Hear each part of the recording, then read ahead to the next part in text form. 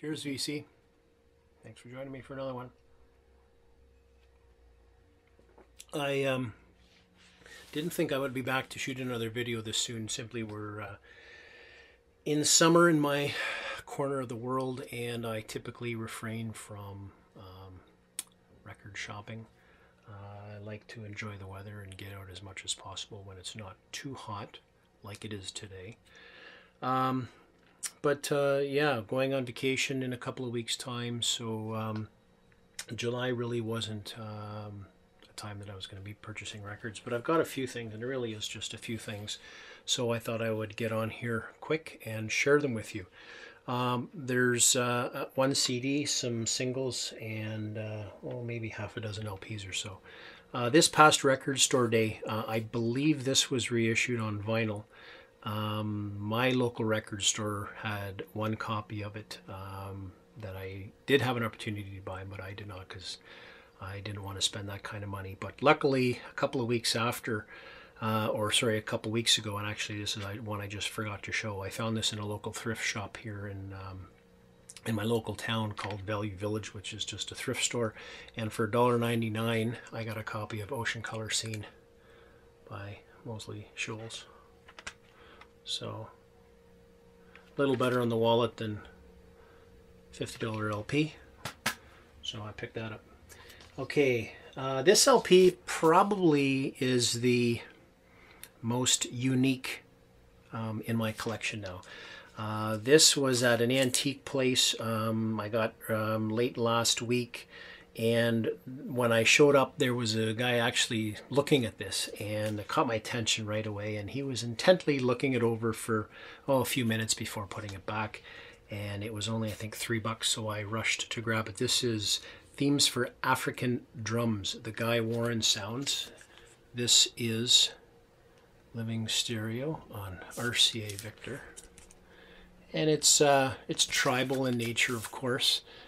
There's some chanting, some background humming. It's different, but it's very interesting. So it's an excellent shape too. Sounds terrific. So that was a neat pickup. From 1984, this is Zuluk by Jean-Michel Jarre. And this is progressive electronic, experimental for sure. Avant-garde. This was in excellent condition. It was actually in the shrink wrap, but it was still a little beat up, so I removed the shrink. Sounds great. And that is on Polydor. Herbie Mann's Reggae. This is still in the shrink as well. There's only 4 tracks, 3 tracks on side 1. Obladi Oblada, Rivers of Babylon, Swingin' Shepherd Blues, and an 18-minute version of My Girl on side 2. Yes, this is a cover album featuring Mick Taylor and Albert Lee on guitar, which was kind of interesting. So yeah, 1974, Herbie Mann. Just picked that one up today actually, so I look forward to listening to that. Okay, this one, this is a record. I was in a record store locally that I really haven't gone to much in the last several months. And it's a very, very small place. And the first thing that caught my attention in the store is the small CD section that they had.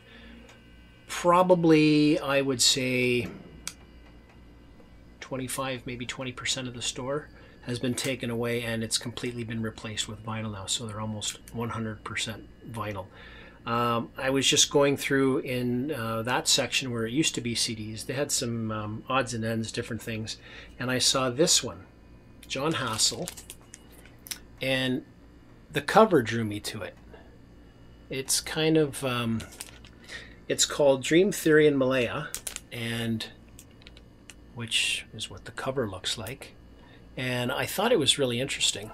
I turned it over, and John himself plays trumpets, pottery, drums, bowl, gongs, among some other interesting instruments. And then right after that, Brian Eno. He plays drums, bowl gongs and bells on here. And I continued reading, and this was actually engineered by Daniel Langlois. And Brian Eno, I guess, mixed it with Dan as well. But this was recorded in 1981 at Grant Avenue Studio in Hamilton, Ontario, which is about 45-minute drive from my place. So that was really cool. And I think it was the price they had on it in the store was $7.50. And I asked them if they could put it on so I could hear it, and I listened to a couple of minutes of it, and it was actually kind of crackly, so they said, oh, because of the crackles we'll take $2.50 off, so for $5. Great buy. And now for some Elvis. A bunch of 45s, some really nice picture sleeves, which I'll leave at the end, but I'll go through these fairly quickly. Heart of Rome, and I'm Leaving.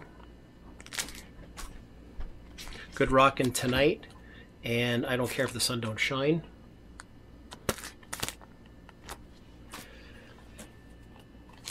All Shook Up, That's When Your Heartache Begins. For the Heart and Hurt. There Goes My Everything. Backed with I Really Don't Want to Know. This is an EP. 4 tracks. King Creole, New Orleans on side A, and side B, As Long As I Have You, and Lover Doll.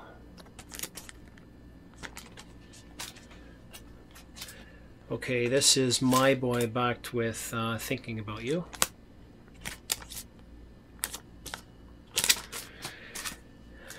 This is a 50th anniversary reissue. This is Baby Let's Play House and Hound Dog. And what's interesting about this is really cool. It's on the gold vinyl. Okay, now for some picture sleeves. Right, Lonesome Tonight. I got a note. And these are in very nice shape. All Shook Up, Harpy Hotel. Most of these are the 77 Collector Series reissues. Return to Sender and Where Do You Come From? These are all great shape. Elvis Presley, It's Now or Never, backed with Make Me Know It. 3 more. Fool Such As I Need Your Love Tonight. Take Good Care of Her, and I've Got a Thing About You, Baby. This is the best one. This is The Year Slipping Mine. I'm going to say 1959. This is, I believe, it's a second pressing from the year, I think 59, Crying in the Chapel, backed with I Believe in Man in the Sky, and this is a GSS pressing of that. I had a later pressing of this, but this is a GSS from its release year, second pressing. So that was really cool. I'll show you the vinyl on that, because it's a nice shape too. Sorry, I'm trying to get the lighting here for you. Which side did I show you? Anyways, doesn't matter. Great finds for those 45s. And now 3 Elvis. 2 of them are bootlegs. The first, Leaving It Up to You. This is German.